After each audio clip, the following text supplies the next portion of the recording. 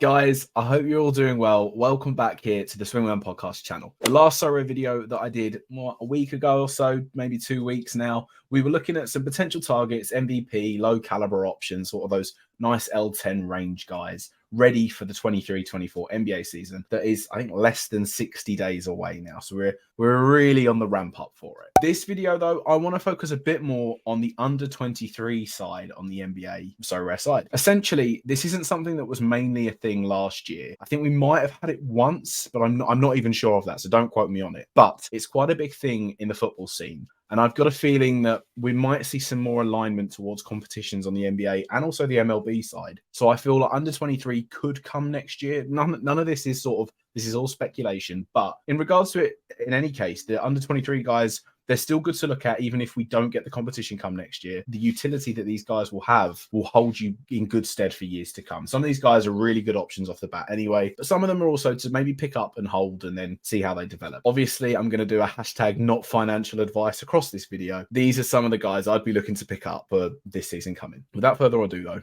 let's jump into the video.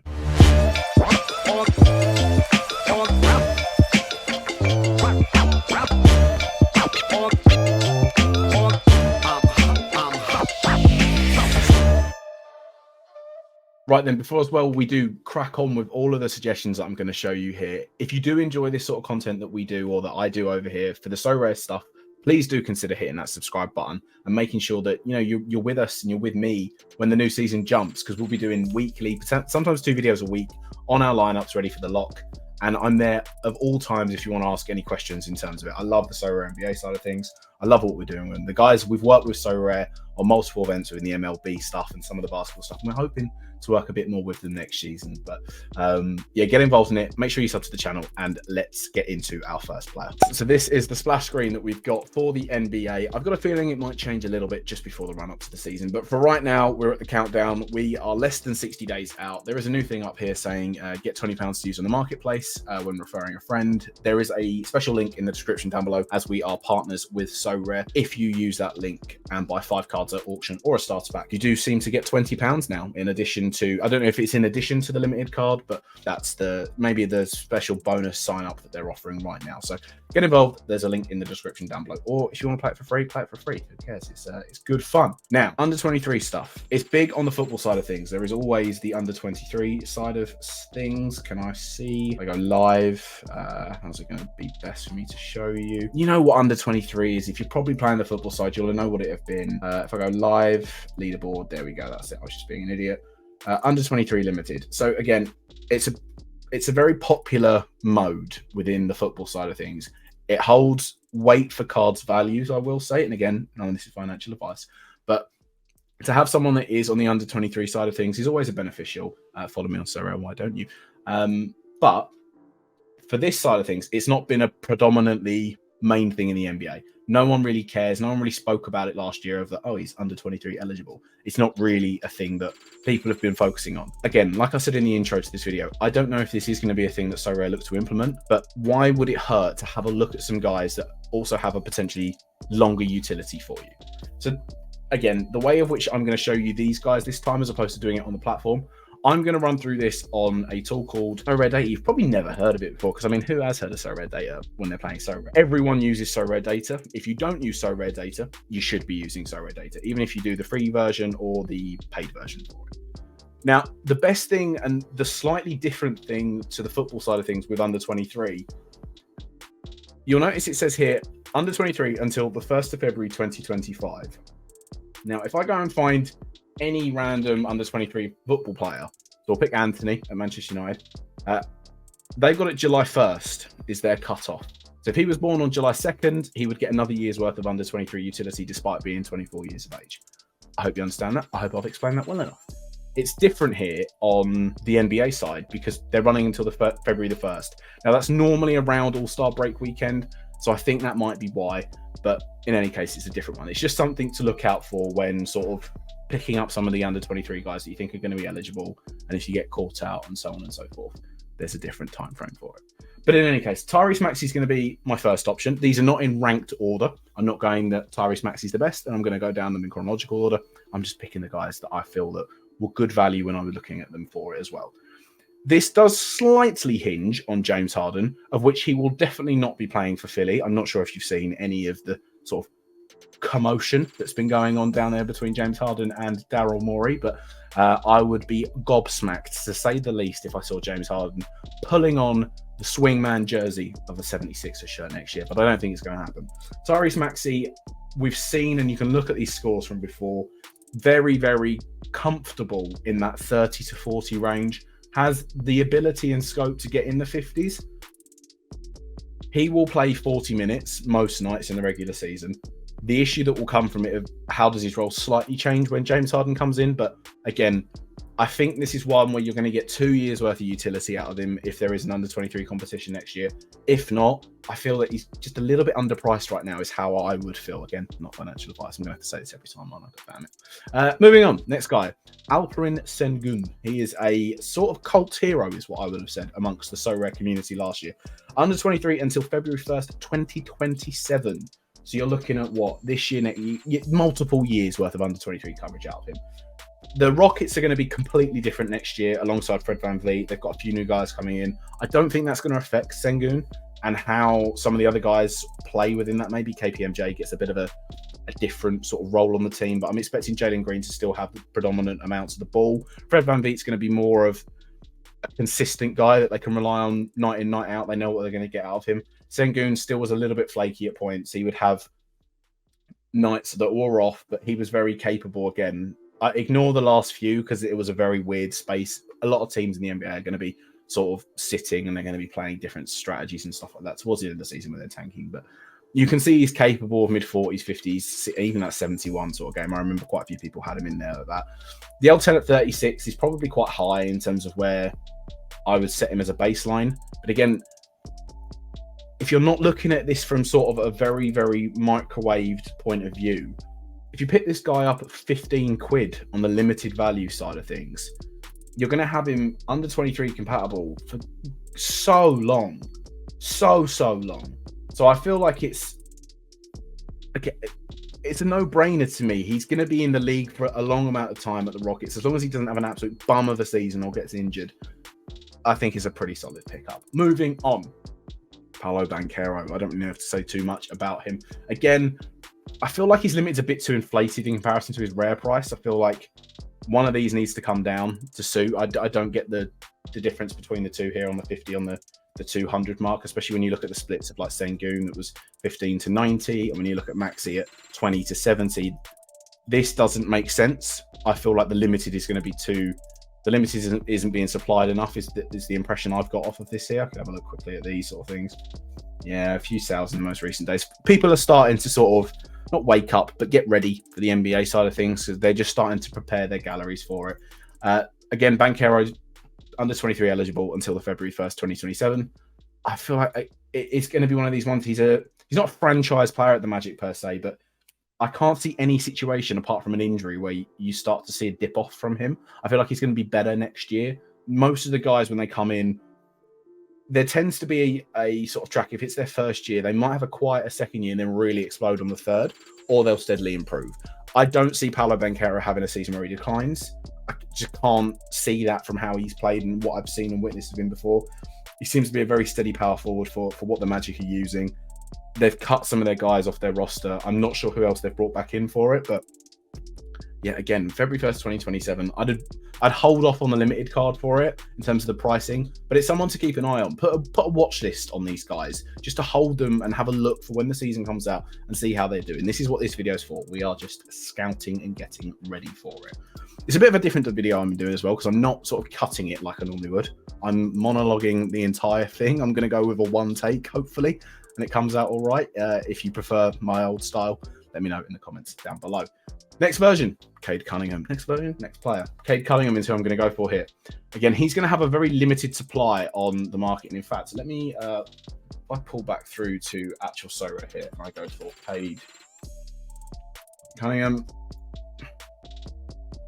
Again, how many are we talking? 491 limited cards are out there, 95 rare, 8 on the super rare side of things.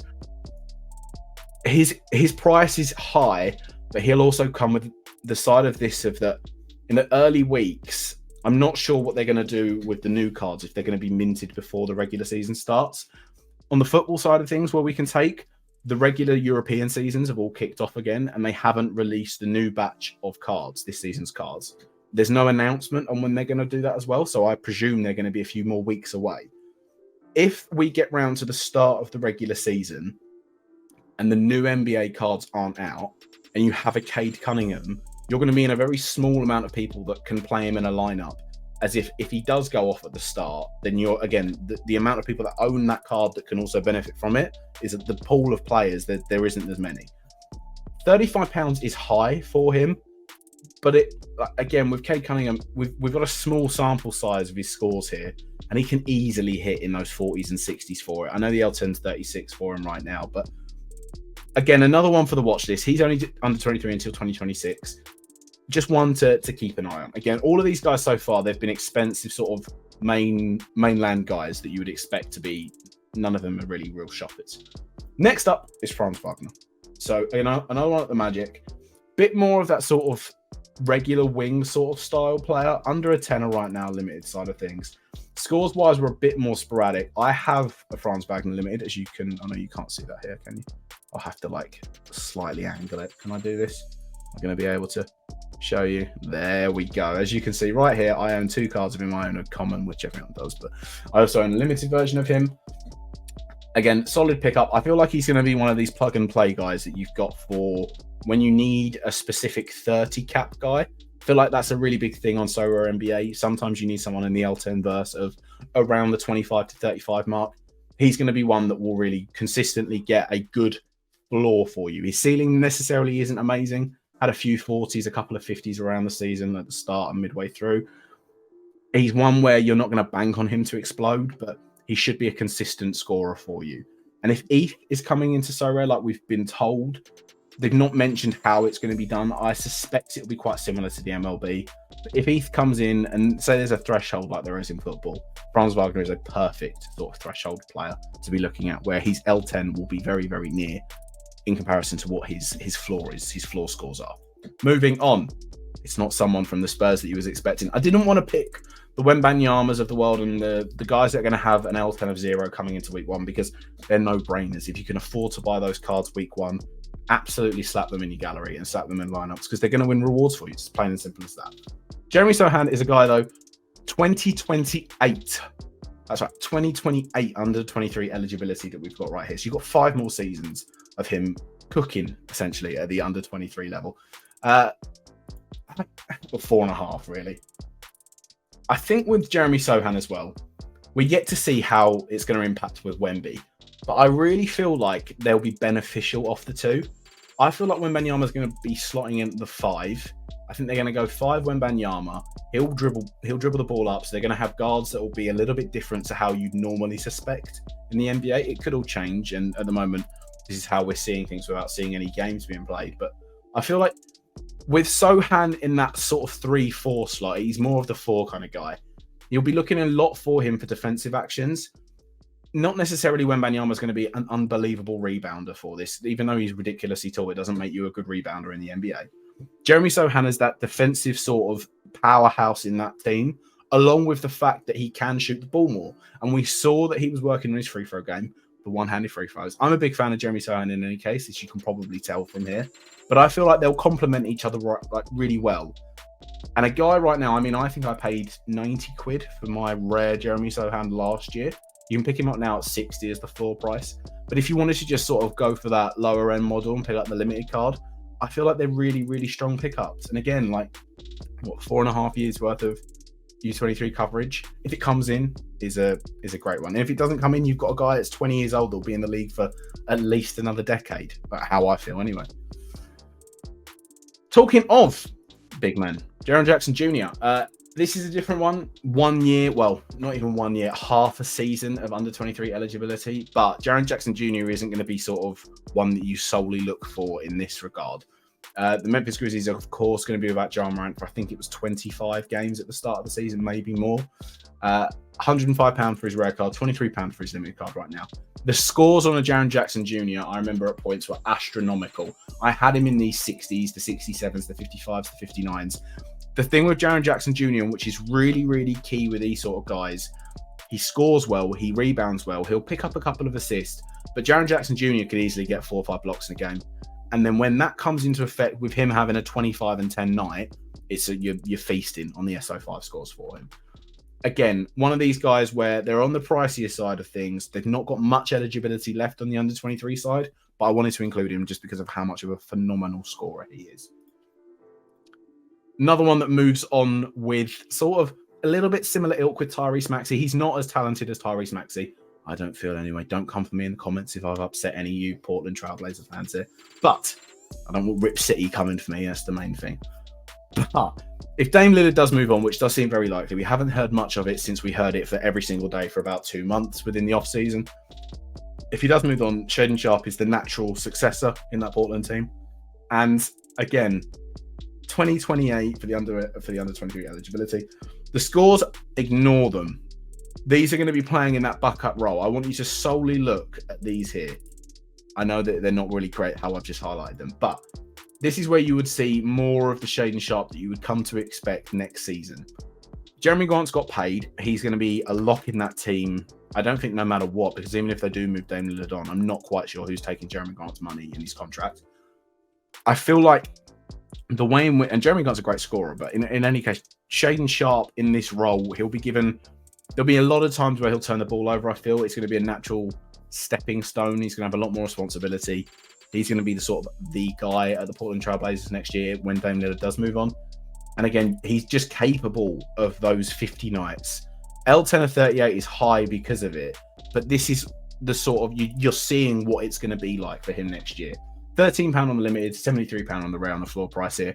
Again, if Dame Lillard moves on and the first sort of 2-3 games, he comes out the blocks and hits 40 plus nights, 40 plus scores, yeah, he won't be that cheap because he's 20 years old. It's as simple as that. It's as simple as that. I think I spoke about Josh Giddey on the last Sorare video that I done. Under 23 until 2027. I'm really bullish on the OKC Thunder for next season. I feel like a healthy SGA, a healthy Chet, a healthy Josh Giddey, Lou Dort. They've got really nice role pieces, is what I should say. They're not as deep as other teams, but I feel like that can come with all of the picks that they've got. We did speak about the OKC Thunder on our most recent podcast that's out as well here on the Swingman Podcast channel. But again, the scores are just mad. An L10 of 42. I know it's a bit different with what was happening towards the back end of last season anyway, but he's very capable of those 50-point scores. He can hit a ceiling floor, that's a bit lower than you'd want, but I think that sort of ebb and flow. You get the good with the bad in this sort of scenario here. Would I pick him up right now? £85 on the rare side. Would I pick him up? There's offers of 86 that are out there. I'd probably look. You've missed the boat in terms of getting him at this low price. I don't think like he could skyrocket too much more. I just think that because SGA is the guy in that team, he will always automatically be that second or third piece role, depending on Chet. But again, another solid option that you can look at. Now, the big dog, Anthony Edwards, the dog is what he is. He's this off season. And a lot of guys obviously been taking time out. The clips and games that Anthony Edwards have been across sort of socials right now, I'm expecting humongous things next year. Unfortunately for him, he is at the Minnesota Timberwolves, who have absolutely no idea, it seems, what they're doing by playing him with 3 bigs.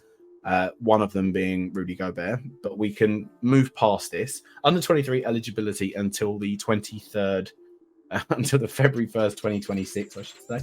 His scores, I've got a rare Ant-Man. I bought a rare Ant-Man last year, and he didn't let me down. I've won big rewards with Ant-Man. I don't think it shows you on the NBA side of things here on Sorare data. I think it's because of an API issue or something in the back end. But in any case, very, very comfortable and capable of hitting 60 scores, more than sort of that you'd imagine.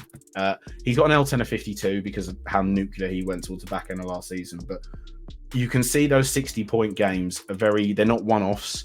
They're almost like one every sort of 5 game weeks. And if you're getting them with a guy has potential with his L10 because he has these low ceiling games sometimes if Cat's playing, or it depended last year mainly on Cat and Gobert. When Cat got injured and it was him and Gobert, he was scoring outrageous amounts. There are going to be times where he has these lower ceiling games, but if you play this right and you play the matchups with Ant-Man, in terms of especially if there's sort of 3 games in a game week here on NBA Sorare, because of these lower scores, his L10 won't rise to a silly amount, where sometimes you can get him in as that second guy. You'll have an MVP, and then you have that second guy that's Ant-Man, and that's what's really strong about him. The fact as well that you're getting 2.5 seasons of under 23 eligibility, I think is nuts. I think he's a really good buy because I own him, but I would say that. But in general, I do think he's a really strong card, and I think he's going to be a really good scorer next year. He does have defensive capabilities with him. He can pick up steals. He has really hot starts as well. Like, there will be times where he'd be up on 15 points in the first quarter and things like that. Like, there are really strong starts with Ant-Man. So I think he is a solid option. And if it's not Ant-Man that you were going to pick up as your sort of key guy in the under 23 realm, it would have to be Tyrese Halliburton. So again, you've got 1.5 years of Sorare under 23 eligibility with him. But the Pacers next year are going to be slightly different with Bruce Brown coming in. They're going to have a bit more sort of, I'm not sure what Andrew Nemhard's role is going to be on the team. We've got a few other guys that are going to be rocking around, but last year was an incredibly sort of positive season for the Pacers. And a lot of people were impressed with Tyrese Halliburton in general from what he was doing. Again, as you can see, very comfortable and capable of hitting multiple 60-point scores throughout the season. There's even a 72 right there. But I think if you can, I mean, like, if we're looking at limited side of things, what was Ant-Man? Ant-Man was 59 pounds. Tyrese Halliburton's 51. I'd pick an Ant-Man up over him in that realm. On the rarer side of things, though, he's 180 in comparison to the 304.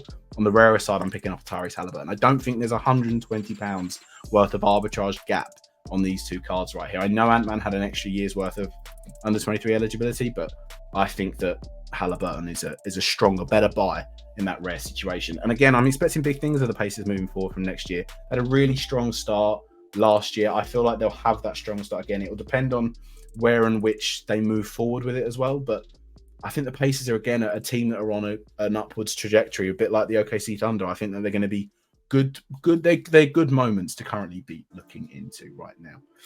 If you do want to go onto Sorare data and have a look at sort of some of these under 23 guys yourself, just hit on Scout, basketball, player rankings, and then you'd come down here, pick up basketball as the filter, under 23 eligible, and then you can scroll through and you can have a look at the whole realm. There's going to be guys here that I haven't included for many different reasons. Trey Jones, because I'm not really sure what the guards are going to be like at the Spurs next year.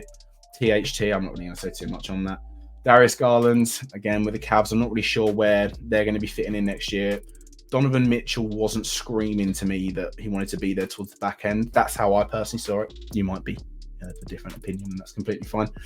Jay Will, obviously, had a really good back end to last year. Tyler Hero, I don't want anything of Tyler Hero until I know what's happening with Dame. RJ Barrett, I do think RJ Barrett could potentially be quite good next year, but I can't recommend you to go out and pick him up.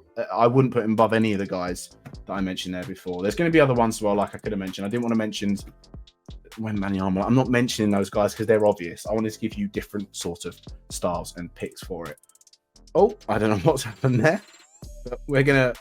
There we go. That's better. So I'm going to end that video there. Thank you very much for watching. Like I said at the top of the video, if you do enjoy these Sorare NBA videos and if you sort of found out anything from myself here, please consider hitting the like button on this video and subscribing to us here over at the swingmanpod. There will be a podcast coming out on Wednesday. I believe it's scheduled to be out next Wednesday, and a tier list to follow that on the Friday. But yeah, I hope you enjoyed this one. We're looking forward to the Sorare NBA content coming back. And yeah, we'll get into that then. Thanks for watching and peace.